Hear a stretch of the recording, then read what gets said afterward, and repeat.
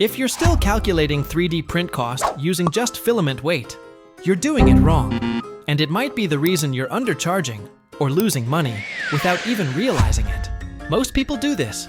They weigh the model, multiply it by the cost per gram, maybe add a bit for electricity, and stop there. But that's only part of the picture. It misses the real cost that slowly kills your profit. Here's what you're probably not counting. Machine wear and tear, failed print attempts, the time you spend post-processing, your maintenance costs, and most importantly, your own time. Yes, your time has value, even if you're a hobbyist. Now here's a smarter formula that serious makers use. Filament cost plus electricity plus machine cost divided by total lifespan hours plus a small buffer for failed prints plus maintenance plus your time multiplied by your hourly rate. Bonus! I'm giving you a simple Excel cost calculator at the end of this video, so you can calculate all this with zero guesswork.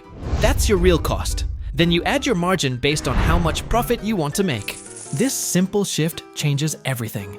You'll stop guessing and start quoting with confidence. And you'll stop wondering why you're not making money, even though you're always printing. Avoid the biggest mistakes. Don't ignore failures. Don't skip time tracking. Don't charge based only on filament. And never forget, your printer doesn't run for free. You're not just printing a part. You're delivering precision, time, and value. So price it like it matters.